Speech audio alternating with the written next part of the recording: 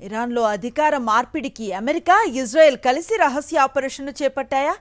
ఒకప్పుడు తమకు బద్ధ శత్రువుగా ఉన్న మాజీ అధ్యక్షుడు మహమ్మద్ అహ్మదీనెజాద్ను అమెరికా, ఇజ్రాయెల్ గద్దెనెక్కించాలని ప్రయత్నించాయా? ఖమేనీ తర్వాత కీలుబొమ్మ ప్రభుత్వాన్ని ఏర్పాటు చేసే కుట్ర బట్టబయలైందా? మొజాద్ మాస్టర్ ప్లాన్ ఎందుకు విఫలమైంది? ప్రపంచ రాజకీయాలను కుదిపేస్తున్న ఈ సంచలన కథనంపై స్పెషల్ రిపోర్ట్. ఇరాన్ ఇజ్రాయెల్ ఘర్షణ ప్రపంచాన్ని ఉలిక్కి పడేలా చేసిన వేళ మరో సంచలన అంశం వెలుగులోకొచ్చింది. యుద్ధం వెనుక కేవలం సైనిక లక్ష్యాలే కాకుండా ఇరాన్లో అధికార మార్పిడే అసలు లక్ష్యమని ప్రచారం జరుగుతోంది.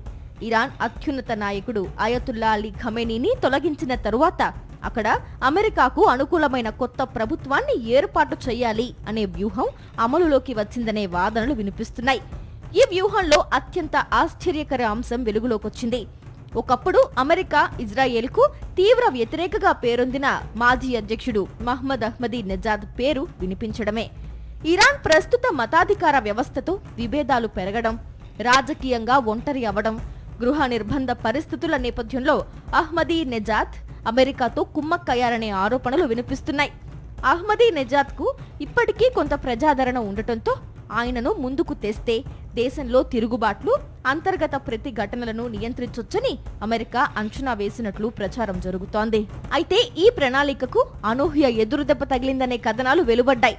నర్వక్ ప్రాంతంలోని అహ్మదీనెజాద్ నివాసంపై జరిగిన దాడి ఆయనను రక్షించి బయటకు తీసుకురావడానికేనని కొన్ని నివేదికలు పేర్కొంటున్నాయి.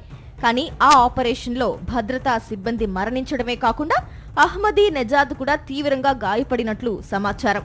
ఈ ఘటన తరువాత ఆయన అజ్ఞాతంలోకి వెళ్లిపోయారని చెబుతున్నారు. దీంతో మొత్తం రాజకీయ వ్యూహం గందరగోళానికి గురైందని విశ్లేషకులు అభిప్రాయపడుతున్నారు. ఇరాన్లో అధికార మార్పిడిపై నిజంగానే రహస్య ఆపరేషన్ జరిగిందా? అహ్మదీనెజాద్ను ముందుకు తెచ్చే ప్రయత్నం ఎంతవరకు వాస్తవం? ఈ కథనాల్లోని అంశాలపై అధికారిక ధృవీకరణలు స్పష్టంగా లేనప్పటికీ అంతర్జాతీయ రాజకీయాల్లో మాత్రం కొత్త చర్చకు తెరలేచింది. ప్రపంచ శక్తుల వ్యూహాలు మధ్య ఆసియా భవిష్యత్తును ఎలా ప్రభావితం చేస్తాయన్నది ఇప్పుడు ఆసక్తికర అంశంగా మారింది.